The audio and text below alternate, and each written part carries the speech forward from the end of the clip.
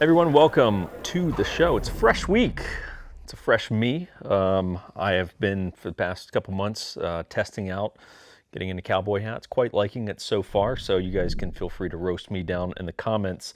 Found this little gem of a guy out of state recently on a shooting trip to Idaho, Woodinville.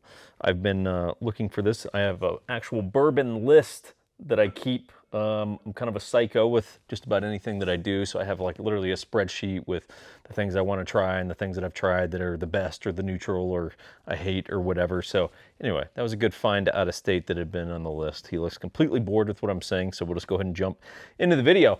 And the video is talking about the market crash. This is the thing that everyone's talking about right now, right? Because the housing market has gone up so fast and so dramatically over the last year and a half that there's these people start to throw out this word of bubble. Are we in a bubble? And is the thing gonna crash?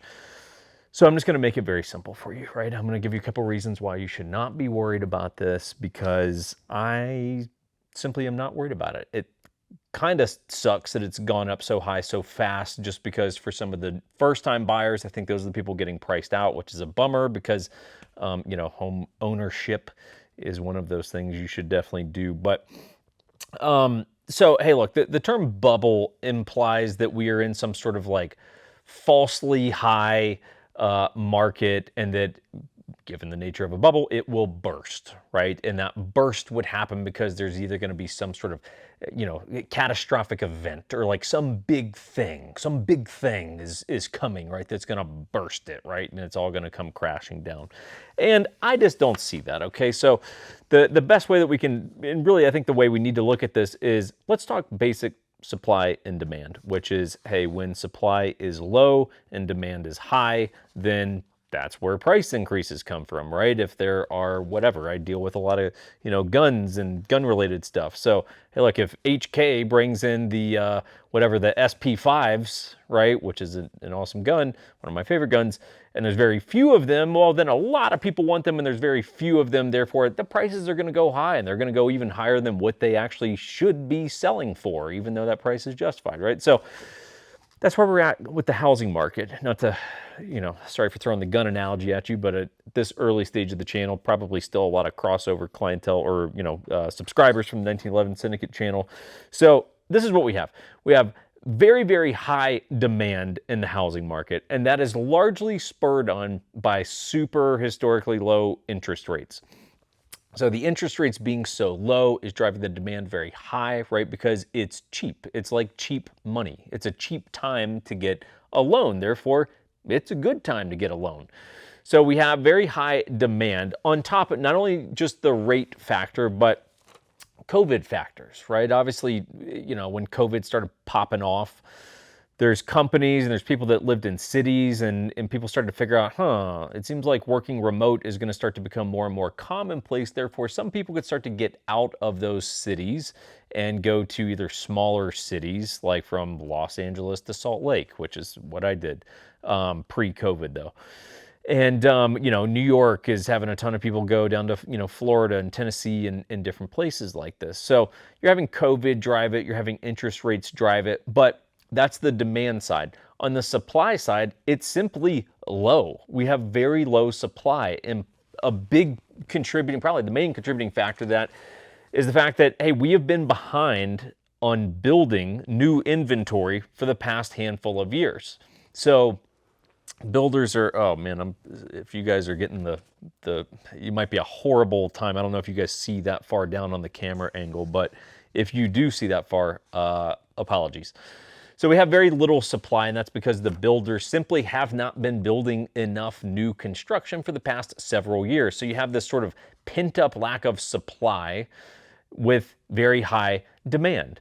These are not the telltale signs of a market crash or a bubble, right? Because it's simple economics, right? Now, I know some smart people could debate me on this, but hey, whatever. Now, on top of that, the reason I don't think we're in a bubble is because The lending qualifications are completely different now.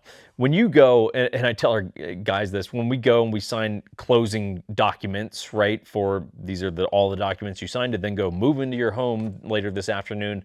I mean, it's a stack of paperwork, and a lot of that paperwork is post 2008, 2009, right? It's basically post market crash because there was such bad lending practices with subprime mortgages and all this kind of stuff that there's a lot of protections in place now. So if you're buying a home now, you can be pretty confident that, hey, look, you've been through the ringer, you've been underwritten, you've been through the process to make sure that you're actually a well-qualified buyer. So very simply put, the quality of the people buying the houses now is totally different than the strippers in Miami that were buying like 9 homes back in 2008.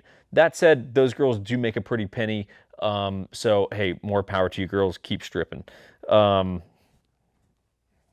Whatever, we'll move on. But what if, just what if the market does crash, right? Just the hypothetical scenario. What if it does crash? Look, here's what you got to do.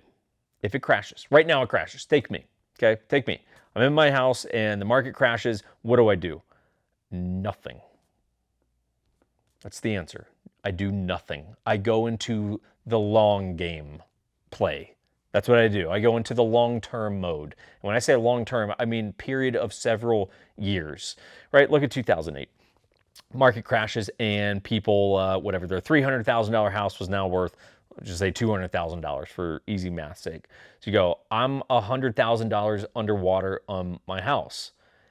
It doesn't matter unless you need to sell your house or unless you get like laid off and you can't make your payments. And because you can't make your payments, you have to sell your house, but you can't sell your house because you're 100,000 underwater, right? So like then it's a problem. But given that everyone's being properly underwritten and getting like good quality loans from good quality buyers these days, if this happens, if you simply don't sell your house and continue to make your payments, you have nothing to worry about. Because if you look at 2008, right?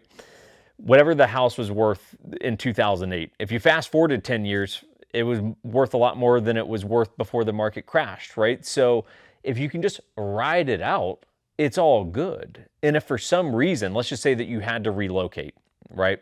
You had to relocate, so you're like, well, I can't keep, like I can't continue to just live in my house and pay the payments. Can you rent it for what your monthly mortgage is? Because if you can move, you get relocated from California to Tennessee, and if you can rent out your house, your mortgage is $1,500, you can rent it out for $1,700. Cool, do that. And again, ride out the market and wait for it to come back because we know that it will come back because it's just simple historical data, right? So, hey, look, if the thing crashes, this is what I always tell people. I'm like, yo, it doesn't matter. Like, just ride it out, dude. Just ride out the storm. It's like a hurricane. Shit hits Miami every 3 weeks. What do? Nothing, man. You just hunker down and you ride it out and you just wait for clear skies. Great analogies today, man. These are such good analogies I'm throwing out today. We got strippers. I don't know why Miami's taking all the beatings today. We got strippers in Miami, and then we got hurricanes in Miami. But yeah, so anyway, I guess Miami's on my shit list right now. So look, that's it, guys. Everyone relax. I don't think the thing's going to crash. I hope I'm not proven wrong. I don't want to be proven wrong on this. Although if it does crash and you are still employed and or have cash on hand, great time to start buying stuff. So regardless of what happens, I'm not worried about the crash. If it does happen, ride it out and you're going to be good to go. Guys, if you ever need real estate help, I know you hear this in every video, but it is important to us to get it out so that we're not just doing this for my own entertainment sake, because frankly, I got other things I could do. If you need real estate help, the 1911 Syndicate, that is what we do. We're actually a nationwide real estate brand that now just sort of has like, it's almost like a company within a company where, we produce tons of gun content and gun reviews and things like that because most of our clientele is military, law enforcement, things like that. But as we joke around about, hey, we will help your grandma, we will help your ex, we will help your whatever, your veterinarian. I don't care. Like, send us some people. Like, we're cool. We'll take care of them. So that's what the 1911 Syndicate does. Subscribe to the channel, all that good stuff. If you need help, let us know. We are here to help you. We're here to make your life better. Don't hesitate to let us help you. Jerry Maguire.